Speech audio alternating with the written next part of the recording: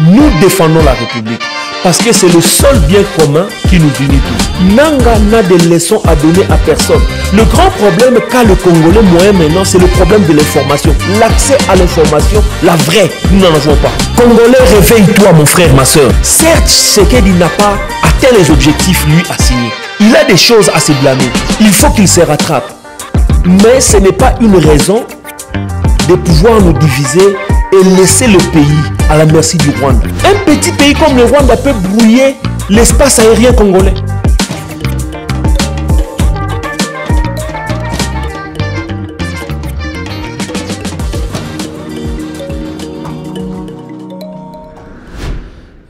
Salutations encore une fois de plus. Nous sommes les patriotes conscients pour l'unité du Congo, PCUC. Nous sommes de la diaspora, nous sommes du pays, c'est-à-dire de la RDC et de par le monde. Notre lutte, notre combat est de veiller à l'unité de la RDC parce que nous sommes à la croisée des chemins et nous sommes menacés, nous sommes agressés. C'est presque tout le monde qui est contre nous. Alors, que faire? Certainement, nous attendions tous du gouvernement que la patrie soit défendue d'une certaine manière. Mais les nouvelles qu'on a, il y a certaines réalités qui font que nous ne sommes pas en bonne posture. Néanmoins, ce n'est qu'une bataille. Ce n'est pas la guerre qui est perdue, parce que je peux vous le dire et le garantir aujourd'hui que l'agresseur, l'ennemi, ne restera pas longtemps dans notre territoire. Cette terre, la RDC, est notre terre.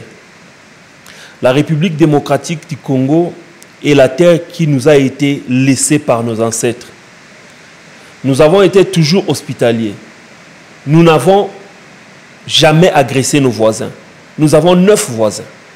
Mais nous ne les agressons pas. On a toujours vécu en paix. Mais on a remarqué qu'il y a une recrudescence des violences, et souvent orchestrée par le Rwanda de Kagame, qui est bien sûr parrainé par les Européens et les Américains et d'autres pays asiatiques. Nous avons un rôle à jouer. Notre rôle est de défendre la patrie au travers ce que nous avons de plus facile à faire. Nous le faisons au travers les médias, nous le faisons au travers les réseaux sociaux et nous apportons ce que nous pouvons apporter pour ramener une conscience auprès de la population congolaise. On s'est laissé berner trop longtemps. Cette guerre a assez duré. L'ennemi s'est assez réjoui. C'est pourquoi les patriotes conscients pour l'unité du Congo se sont levés avec plusieurs autres partenaires, plusieurs autres organisations, en vue de lutter pour que notre Congo ne soit pas balkanisé. Frères et sœurs, même ceux qui sont à l'extérieur, comment vous sentez-vous quand un voleur entre dans la maison? Vous vous êtes chamaillé pendant la journée avec les frères dans la maison, mais les voleurs entrent. Est-ce que vous allez continuer vos querelles et laisser les voleurs vous tuer, vous égorger, prendre tout ce que vous pouvez avoir? Non, je crois qu'il y aura un semblant d'unité en vue de défendre ce qui est le bien pour vous tous. Ce qui vous unit, c'est votre maison. Alors je crois que c'est la figure de la RDC maintenant. Certes, nous avons des différends. Ceux qui sont dans l'opposition, ceux qui sont dans le pouvoir, ceux qui se sont abstenus, qui ne sont pas là, qui ne participent pas. Mais nous avons un bien commun qui nous unit tous. C'est la RD Congo. Alors, nous lançons un appel à tout un chacun. Partout où tu es, lève-toi et résiste. Cessons de relayer les faussetés, les fake news, toutes les mauvaises informations en vue de déstabiliser ou décourager nos FRDC. Oui, chacun pourra y aller de sa version pour dire que nous dénonçons ceci, nous dénonçons cela. Mais est-ce pour autant que nous devons laisser l'ennemi nous diviser? Parce que c'est le rôle de l'ennemi. Nous avons beaucoup de nos frères et sœurs qui ont trahi la République, certainement. Je ne parle pas du président de la République, je parle de la République. Ils ont trahi le pays en faisant ce qu'on appelle l'intelligence avec l'ennemi, en allant s'allier avec Nanga et d'autres pantins, je dirais. Quelqu'un dira, non, je ne fais pas partie de la rébellion, mais savez-vous que quand vous relayez l'avancée de la rébellion, les soi-disant défections de l'armée, les quelques news que nous pouvons avoir, vous les divulguez, vous les propagez, et d'autres font l'apologie de la violence. Ils magnifient le Rwanda, Kagame. En termes de démocratie, est-ce Kagame un exemple pour l'Afrique? Il a toujours brillé par la malice. Il a toujours voulu faire voir que c'est un bon dirigeant. Mais quelqu'un se rappellera qu'en 1994, c'est Kagame qui a tué Habyarimana et le président du Burundi. Ils ont bombardé leur avion. Ils revenaient, je crois, d'un sommet de l'Union africaine. Ils ont été tués. Et en ces temps-là, je crois qu'il y avait nos FASA, Forces armées zaïroises, parce que Mobutu avait des affinités avec le président Habyarimana, ils sont partis récupérer le corps qui a été enterré à Gbadolité. Et en ces temps-là, il n'avait pas encore accédé au pouvoir, mais il avait déjà commencé ses méfaits. Et qu'est-ce qui s'est passé? Après cela, il y a eu cette histoire de génocide. Loin de nous, l'idée de faire du négationnisme, de dénier qu'il y a eu des morts Tutsis ou des morts Hutus. Ça, c'est un fait de l'histoire. Mais l'agent causal, c'était Kagame. En fait, il a tué le président Habyarimana parce qu'il savait que la majorité Hutu allait se réveiller et tuer ses propres frères, les Tutsis. Et c'est par là qu'il allait trouver une raison avec les Occidentaux de pouvoir mener une rébellion et de renverser le président qui était là pour pouvoir prendre le pouvoir. Kagame a pris le pouvoir en 2000. Et depuis que Kagame a pris le pouvoir en 2000, la région des Grands Lacs connaît une grande déstabilisation. Nous-mêmes, nous avons vécu différentes déstabilisations. Alors maintenant, là, ça dépasse carrément. Parce que ce qu'on a vécu en 1997 se répète maintenant. Et on a changé seulement d'individu. En ces temps-là, on avait utilisé Kabila, qu'ils ont tué après. Et maintenant, ils utilisent Nanga. Nanga, qui est le jeune frère et gouverneur du Haut-Ouélé, avant qu'il ne commence son aventure, il a eu à être avec son frère au Haut-Ouélé. Ils ont fait ce qu'ils pouvaient faire. Il était impliqué dans beaucoup d'histoires. Mais je ne sais pas comprendre, je ne sais pas comment est-ce qu'on peut justifier cette cupidité que caractérise Nanga à vouloir à tout prix faire tuer ses frères et sœurs pour qu'il ait beaucoup d'argent. Parce que c'est plus, pour Nanga c'est l'argent et pour le Rwanda ce sont les matières premières. Ce sont nos minéraux. Et pour les Occidentaux aussi, ce sont les minéraux. C'est pourquoi nous voulons lancer un appel à tous les vrais patriotes. Défendons la patrie. On peut mettre en veilleuse nos problèmes. Oui, Tshisekedi n'a pas rempli tout ce qu'il a promis. Nous le savons tous. Maintenant, qu'est-ce qu'il faut faire? il faut tuer 10 000 personnes pour que Tshisekedi puisse partir. Non, ça ne sera pas le cas. Si Tshisekedi doit partir, ça sera d'une manière démocratique.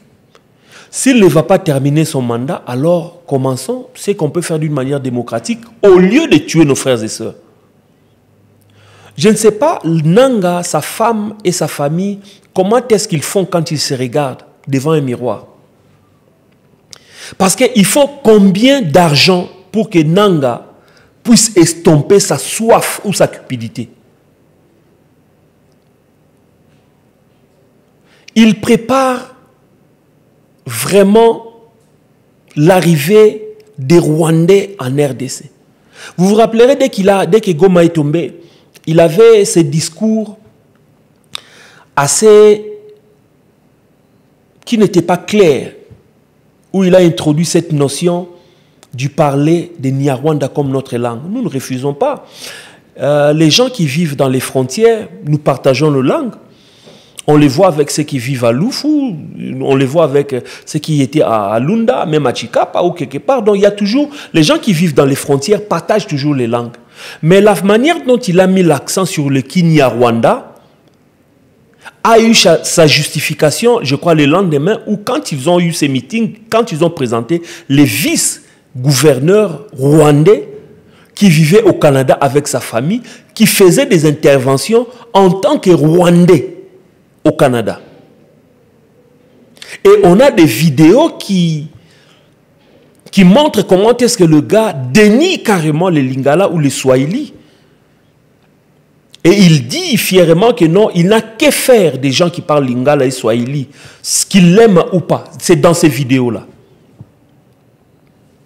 Donc Nanga nous fait un blanchiment des cerveaux quand ils arrivent à Goma pour nous préparer à accepter le doigt des Kagame dans les Kivu, c'est-à-dire les gouverneurs là qu'ils ont mis.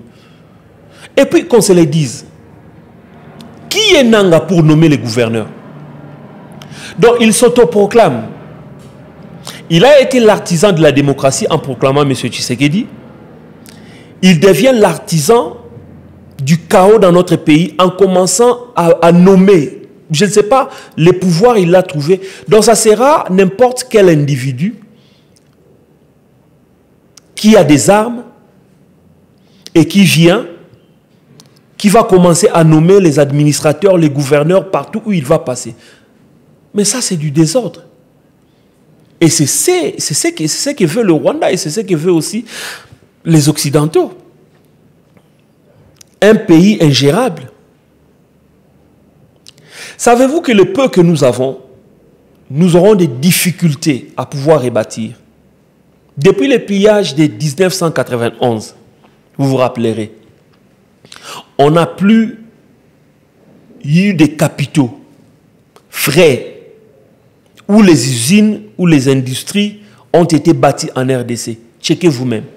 Il y a des petites entreprises qui viennent, mais qui ne peuvent pas supporter le poids du chômage de la RDC. Ceux qui finissent entrent dans les formels. Certains diront, certainement, il faut que le gouvernement puisse créer les emplois. Vous croyez que le gouvernement va créer les emplois dans quel secteur? Dans tous les pays capitalistes de par le monde, c'est le secteur privé qui supporte. Il faut que le gouvernement ait la responsabilité d'établir la paix pour que les investisseurs viennent avec leurs capitaux bâtir dans le pays. C'est comme ça qu'il y aura beaucoup d'emplois qui seront créés. Mais on ne peut pas tous aller dans l'administration publique. On ne peut pas tous aller dans les régies financières. Mais ce sont les promesses fallacieuses des ennemis du pays qui viennent maintenant pour nous dire que non, il a promis du boulot, il a promis ceci, il n'a pas réalisé, il faut qu'il parte.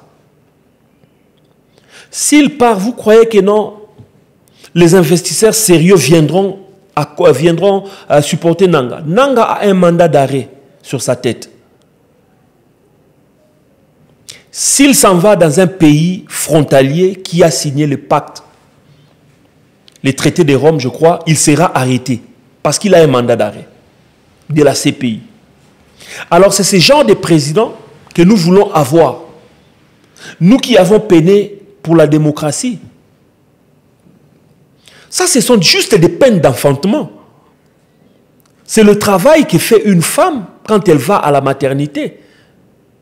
La démocratie, selon le format qui nous a été amené par les Occidentaux, devait souffrir dans ce parcours comme ça. Soyons sûrs que nous faisons un bon choix. C'est pourquoi nous en appelons au bon sens. Nous ne sommes pas là pour défendre les faits, les actions, ni les pouvoirs de Félix Tshisekedi. Nous défendons la République parce que c'est le seul bien commun qui nous unit tous. Alors quand l'ennemi utilise nos frères, quels que soient, peut-être les frères du pouvoir, ou les frères de l'opposition, ou les prélats, ou les religieux, ou toute autre personne, nous allons barrer la route à ces gens-là. Nanga n'a de leçons à donner à personne. Et tous ces gens qui l'entourent n'ont des leçons à donner à personne. Si nous sommes dans les processus démocratiques, qu'on termine ces histoires dans les processus démocratiques. Si nous ne sommes pas capables de pouvoir terminer la guerre parce que nous avons été affaiblis, nous allons aller en négociation directe avec Kagame parce que c'est lui qui attaque le pays. On n'a pas à négocier avec le M23, qui est le support de CNDP. Le CNDP avait signé les accords en 2009. En 2009, il y a eu la signature des accords, ils sont entrés au pouvoir. En 2012, les généraux, tous issus du mixage, des brassages, ont fait défection. Ils ont fui le pays. Ils se sont déclarés que non, ils étaient marginalisés, tout ça. Ils ont fait défection, ils ont fui, nous connaissons l'histoire. Et de par là, ils ont commencé à attaquer les pays. Le grand problème qu'a le Congolais moyen maintenant, c'est le problème de l'information. L'accès à l'information, la vraie, nous n'en avons pas. Et nous en appelons aux gens de bonne volonté. Soutenons-nous mutuellement pour le Congo, pour la RDC. Les quelques semblants d'économie que nous voyons là sera par terre. Parce que vous devez savoir que les régimes successifs héritent des sanctions aussi. C'est ce qui se passe au Zimbabwe. Mugabe est parti, mais les sanctions sont là. Mnangagwa est en train de gérer les mêmes sanctions. Donc si nous croyons que c'est du pain béni, c'est de la manne, c'est d'un coup de baguette magique, quand Nanga arrive, maintenant on aura les pains maintenant qui vont commencer à pousser dans les arbres. On se met les doigts dans l'œil. Congolais, réveille-toi mon frère, ma soeur. Certes, Tshisekedi n'a pas atteint les objectifs lui assignés. Il a des choses à se blâmer. Il faut qu'il se rattrape. Mais ce n'est pas une raison de pouvoir nous diviser et laisser le pays à la merci du Rwanda. Voyez-vous les vidéos à l'Est? Comment est-ce que les gens de l'Est sont marginalisés? Ne suivez pas d'autres vidéos qui arrivent là où les gens sourient mais avec larmes derrière. Il y a d'autres qui souffrent. D'autres des différents partis politiques qui sont persécutés. On voit des scènes de liesse au Rwanda. Ils ont toujours souffert de ces complexes d'infériorité. Ils sont les premiers à injurier, à insulter les Congolais, qu'ils font ceci, ils font cela. Mais ce sont les premiers aussi à vouloir s'accaparer de la nationalité congolaise. Par force. Mais vous avez toujours dit que les Congolais sont ceci, ce sont des soulards, ce sont des danseurs. Mais pourquoi voulez-vous devenir des Congolais? N'est-ce pas que non, votre image sera ternie? Bien-aimés frères et sœurs congolais, réveillons-nous. On a un pays à sauver. On a un héritage à sauver. Qu'allons-nous laisser à nos enfants? Mouzé Kabila est venu en 1997. Nous étions encore très jeunes. Nous vieillissons maintenant. S'il faut qu'on aille dans ce cycle de 27 ans, c'est-à-dire à la septantaine, on n'aura rien à laisser à nos enfants parce qu'il y a un certain Nanga qui a voulu s'aventurer avec la vie de beaucoup de gens.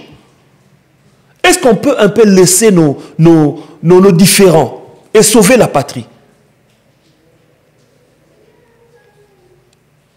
Est-ce qu'on peut se tenir la main et défendre cette patrie? défendre la RD Congo. C'est un plan machiavélique qui a été monté depuis les officines étrangères. Ça a été enclenché. On a eu combien de résolutions? On a eu combien de sessions des Nations Unies? La MONUSCO est là, qui ne fait rien depuis toutes ces années. Et plutôt, on a des vidéos où certains MONUSCO, certaines forces, certains soldats de la MONUSCO, on les a vus avec des minéraux traversés. Qu'est-ce que fait la MONUSCO au Congo? Quel est le bilan de la MONUSCO? On ne peut pas être là plus d'une vingtaine d'années, plus d'une trentaine d'années, et qu'il n'y a pas toujours la paix. Et maintenant, on a l'appel à la force de l'Union européenne. Qu'est-ce qu'ils vont nous amener? Nous croyons que la personne qui a causé ces dégâts n'amènera pas la paix. C'est pourquoi nous nous battrons avec les armes que nous avons. Tournons-nous vers les vrais partenaires. Tournons-nous vers les vrais partenaires. Et on pourra faire le troc. Ceux qui prennent nos minéraux vont nous donner les armes pour nous défendre. Un petit pays comme le Rwanda peut brouiller l'espace aérien congolais. Donc si les Congolais entendent une centaine de Rwandais qui arrivent, nous tous nous fouillons. Parce que je ne vais pas parler du M23, je parle des Rwandais qui arrivent, qui commettent des exactions, qui tuent en RDC. Et après, ils prennent leur bouffon de service et ils le mettent là pour pouvoir dire ce qu'eux veulent. Patriotes conscients,